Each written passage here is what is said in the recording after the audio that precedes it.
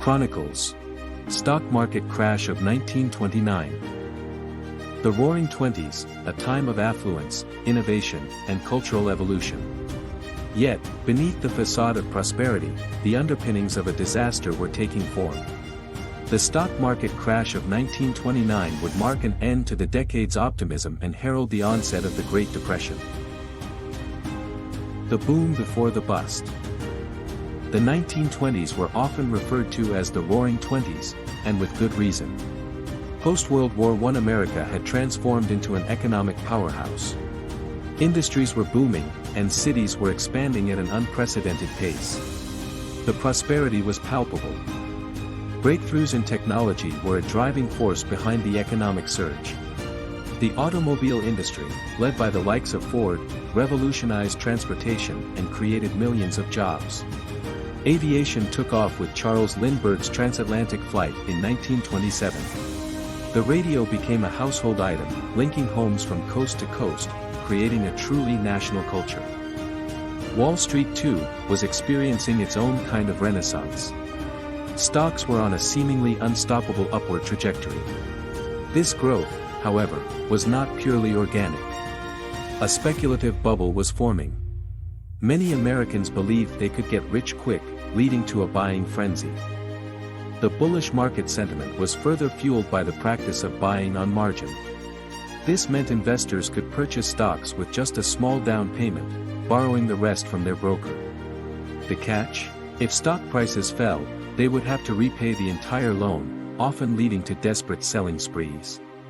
Additionally, bucket shops, shady establishments allowing people to bet on stock prices without actually buying stocks, further inflated the speculative bubble. This stock market fever wasn't just confined to the financial elite. Ordinary Americans, from barbers to teachers, were pouring their life savings into the market. Tales of instant riches were common, and caution was thrown to the wind. Yet, not everyone was enamored by the euphoria. Prominent economists and some journalists were sounding alarms, cautioning that this boom was unsustainable. They warned of the growing disconnect between the real economy and the inflated stock prices. By the late 1920s, the stage was set. The relentless optimism, the reckless speculation, and the widespread belief in boundless prosperity had created a volatile mix. All it needed was a trigger to unleash one of the most dramatic collapses in financial history. Black Tuesday, October 29, 1929. As 1929 progressed, there were early signs that the Roaring Decade was about to face its reckoning. Market volatility began to creep in. In March, a mini-crash gave a hint of what was to come, but most dismissed it as a temporary setback. The general consensus remained bullish. But as the months wore on, more observant market watchers began noticing liquidity problems. Despite this, summer of 1929 saw the market reach its peak. October brought a shift. Losses began, with significant drops on October 24th, now known as Black Thursday. Panic selling was only stemmed by major banks buying up blue-chip stocks. However, the worst was yet to come. October 28th saw the Dow Jones Industrial Average drop 13%. And then, Black Tuesday. On October 29, 1929, the market collapsed completely. Investors traded a record 16 million shares in a single day, and the Dow plummeted another 12%. Over $30 billion in market value, equivalent to roughly $400 billion today, vanished. News of the crash spread like wildfire. Every class of American was affected. From the wealthy elite to the average citizen who had dreamt of newfound riches, despair took hold. Black Tuesday was not the sole cause of the Great Depression, but it was the monumental event that initiated a decade of economic hardship. The aftermath saw banks beginning to fail as panicked individuals withdrew their savings, fearing for the security of their money. The dominoes had begun to fall. The memory of Black Tuesday remains etched in history as a stark reminder of the fragility of economies, the dangers of unchecked speculation, and the profound human cost of financial collapse. The domino effect. The stock market crash was not an isolated incident. It was, in fact, a trigger, setting off a chain of events that would sink America, and much of the world, into the depths of the Great Depression. Within the real economy, the immediate aftermath saw a sharp decline in consumer spending and investment. Confidence was shattered. Businesses saw decreased revenues leading to a spiral of reduced production. As businesses closed or cut back, job losses skyrocketed. And as if the crash wasn't detrimental enough, over 9,000 banks failed during the 1930s. Bank runs became common. With the bank's insolvency, savings were wiped out. The lack of available credit only tightened the noose on an already suffocating economy. Nature, too, seemed to conspire against recovery. The Dust Bowl years of the 1930s devastated agricultural production in the American Midwest. Thousands of farming families, unable to produce crops or pay their mortgages, were displaced. Internationally, the repercussions were felt too. Countries deeply intertwined with the U.S. economy saw declines. As nations erected protective trade barriers in self-defense, global trade plummeted by more than 50%. For the common man and woman, this period was marked by profound personal and social upheaval. Mass migrations occurred, with families moving in search of better opportunities, often finding little relief. Informal settlements, or Hoovervilles as they were bitterly named after the president many blamed for the crisis, sprang up around the country. Behind the stark statistics were real lives, real stories. Stories of hardship and resilience. Stories of families holding together in the face of adversity, communities coming together to support one another, in tales of sheer human grit and determination. The domino effect of the 1929 crash was a brutal testament to how interconnected the facets of the economy were. Each pillar that fell took others down with it, leading to a decade-long global economic downturn.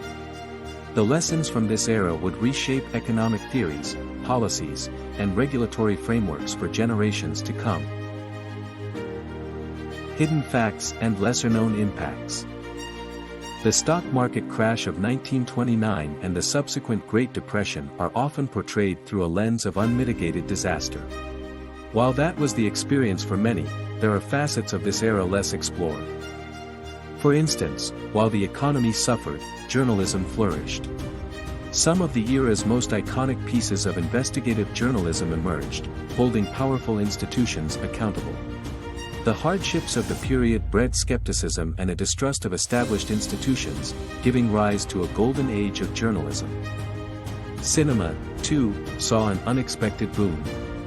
Hollywood's golden age began in the 1930s. Films became an escape, with theaters offering double features, cartoons, and newsreels for mere cents. Themes varied from the escapist, think of the grand musicals and comedies, to those that reflected the stark realities of the Depression. Architecturally, the period left its mark. The Empire State Building, an emblem of American resilience and ambition, was constructed during the depths of the Depression. It was, in many ways, a defiant statement, a beacon of hope in bleak times. On the socio-economic front, the Depression changed the role of women in the workforce. With men losing jobs, many women became the primary earners, challenging traditional norms. This was a precursor to the larger shifts in gender roles in the decades that followed. Community spirit flourished. Barter systems made a comeback. With money scarce, people exchanged goods and services. Neighbors helped neighbors. This period saw the rise of community gardens, sewing circles, and communal childcare. The Depression, in many ways, brought communities closer, fostering a spirit of collective resilience. Literature from this period bore the unmistakable imprint of the Depression. John Steinbeck's The Grapes of Wrath and Of Mice and Men painted vivid pictures of the challenges faced by ordinary people. These works and others became enduring testimonies to the human spirit's ability to endure and even thrive amidst adversity. The stock market crash of 1929 and the Great Depression that followed cast long shadows over the world. But within those shadows were pockets of light, resilience, and innovation. These hidden facts and lesser-known impacts remind us that even in the darkest times, humanity finds ways to adapt, survive, and sometimes, even flourish. Conspiracy theories and speculations. The cataclysmic events of 1929, like many major historical occurrences, have not been immune to their share of conspiracy theories and wild speculations. While it's essential to approach them with skepticism, understanding these theories offers a unique lens into the anxieties and uncertainties of the times. One of the most persistent conspiracy theories centers on the Federal Reserve. Some believe that the Fed deliberately contracted the money supply, worsening the Depression to consolidate wealth and power.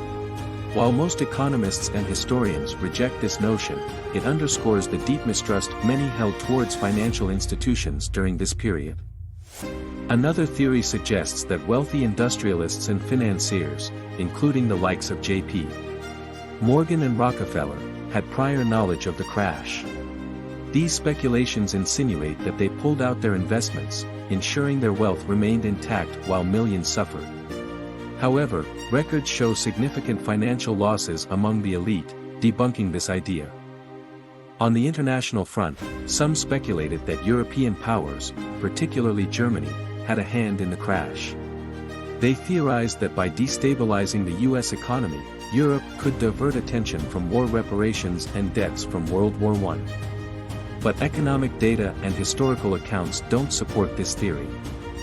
In a more politically charged theory, some critics of FDR speculated that his administration might have had a role in either causing or exacerbating the Depression to facilitate the rollout of the New Deal and expand federal power. While the New Deal was indeed a significant expansion of federal intervention, the timeline simply doesn't fit, as the crash happened years before FDR took office. Lastly, in the realm of environmental speculation, some believe that urban elites intentionally undermined agricultural markets to force rural populations into cities, thus providing cheap labor. While urban migration did occur, it was more a consequence of environmental factors like the Dust Bowl and broader economic dynamics rather than a deliberate plot. Conspiracies and speculations often emerge from periods of uncertainty and turmoil. They manifest society's anxieties, distrust, and the human need to find explanations in chaos. While it's crucial to differentiate fact from fiction, these theories, grounded or not, offer a glimpse into the psyche of a generation grappling with unprecedented challenges. Lessons from the crash.